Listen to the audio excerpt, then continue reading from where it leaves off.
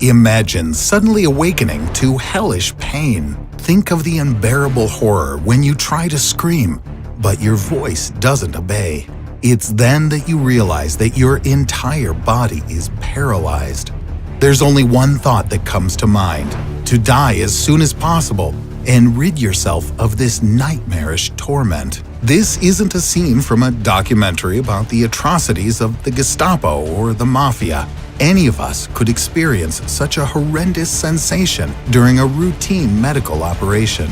Every year, more than 21 million people across the world undergo routine surgery and receive general anesthesia. Usually, during an operation, patients sleep throughout without feeling a thing.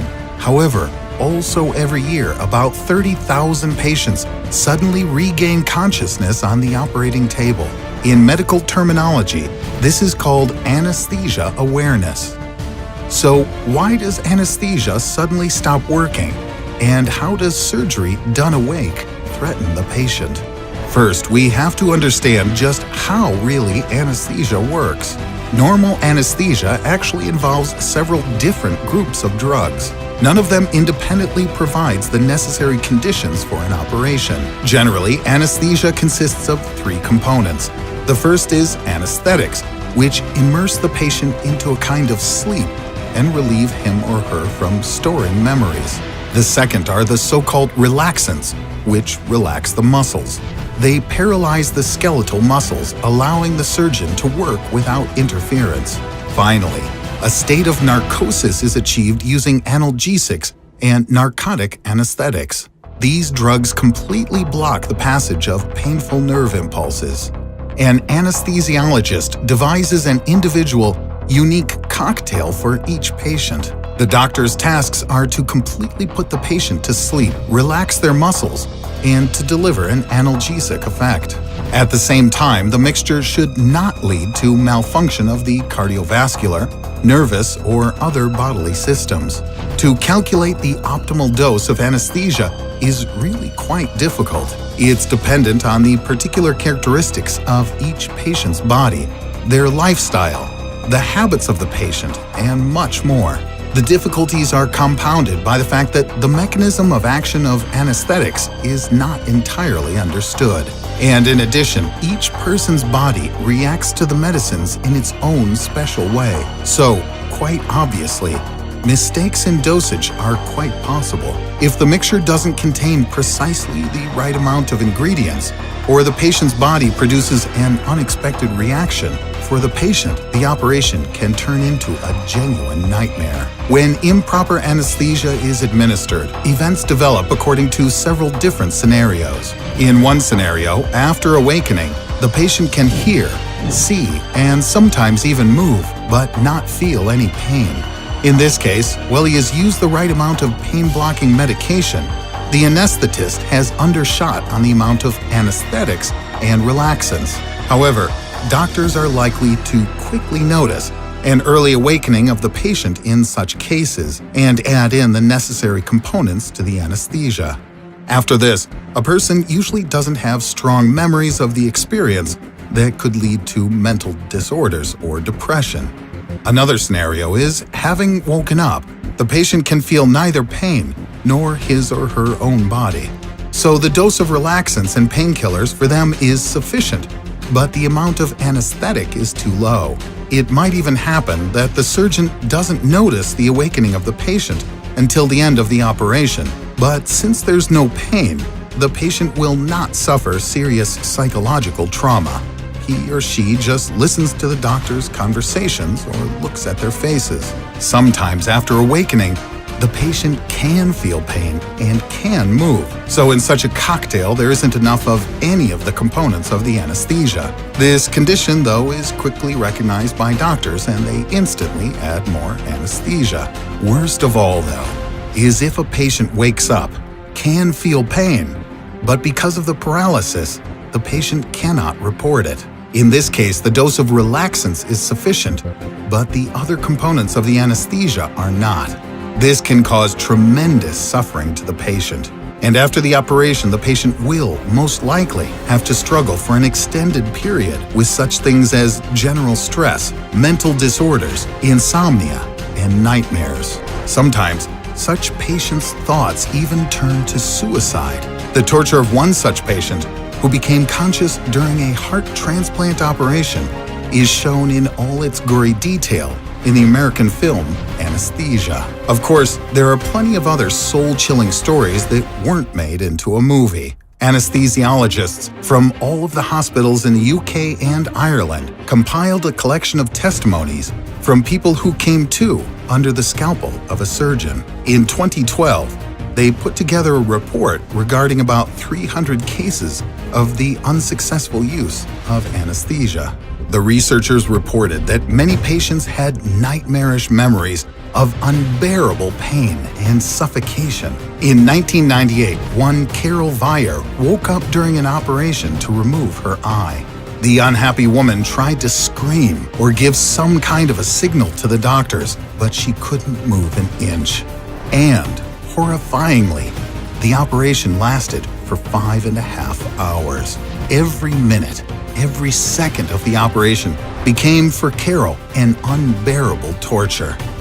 She repeatedly went mad with the pain, lost consciousness, and came to again. This was repeated over and over and over. Another patient, June Carson, after also waking up on the operating table, could not move or make a sound, but the woman clearly felt the surgeon's knife cut into her flesh. The pain was so unbearable that June begged again and again to die. And indeed, 15 minutes after the onset of her suffering, her heart stopped. Fortunately, or perhaps unfortunately, the doctors caught on in time and restarted her failing heart. But the greatest fear for most people, they said, was inspired not by the potential pain, but the paralysis. One of the authors of the study, Zadeep Pandit, believes that they felt the pain was at least understandable, but few knew how it feels to be paralyzed. Many thought that they had been buried alive. It's not surprising that most often patients cannot forgive the doctors for such glaring mistakes. One patient went into surgery to have their leg cut open, and the surgeon needed to drill into the bone. The patient was given anesthesia, but it didn't work properly. The man was fully conscious, lying there on the table with a tube down his throat, unable to move. And yet, he contrived to make some kind of a sign to the doctors by wiggling his toes. The nurse noticed the wiggling toes and alerted the surgeon, but the doctor said that the toe movement was only unconscious reflexes and began the operation anyway. From the unbelievable pain and mental trauma, the patient became deathly ill and soon stopped breathing. However, the physicians immediately connected him to an artificial respirator, preventing him from expiring. After the operation, the victim filed a lawsuit and was compensated in the amount of £15,000. But nothing can be compared to what has been experienced by newborn babies. In Europe and the US, babies for many years underwent operations with very weak anesthesia, or without any anesthesia at all. During that time, there was an opinion that the nervous system in newborns was almost completely undeveloped, and as such, they did not feel anything. It's hard to imagine how much pain and fear all those poor little creatures experienced during operations on their tiny little bodies. Only in the 1980s did the members of the American Society of Pediatrics and the American Society of Anesthesiologists change their approach. They finally declared that newborn babies, including preterm infants, could feel these surgical interventions. After that, doctors finally ended the diabolical practice of cutting into live, unanesthetized or weakly anesthetized babies. Having learned all the horrors of anesthesia awareness, one could, of course, refuse to have operations. But this shouldn't be done, especially when there are strong indications of the need for surgical intervention. It should be remembered that the probability of awakening under the scalpel is a negligible 0.008 to 0.2% of all operations. And in approximately 80% of all such cases, even after having come to, the patients don't remember anything. In addition, anesthesia awareness is most often only for a very short time and occurs just before the surgery begins or immediately after its onset.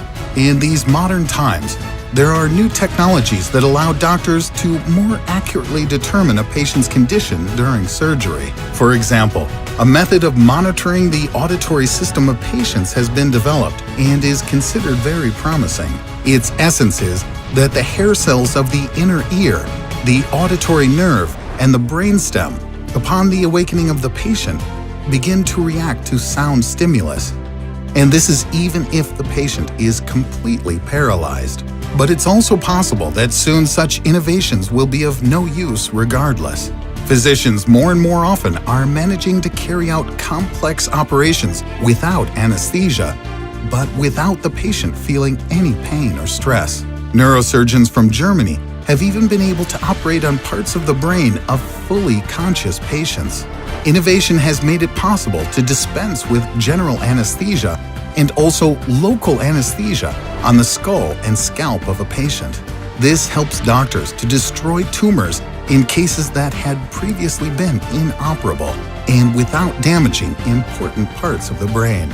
During the operation, the doctor can simply ask the patient to speak, count, recognize faces in photos, or even to just lift a finger. Interestingly, often such actions are necessary to identify areas of the brain that shouldn't be touched during the operation. This new method has become indispensable in the case of contraindications to general anesthesia. For example, with exacerbation of bronchial asthma, angina pectoris, and some neurological disorders.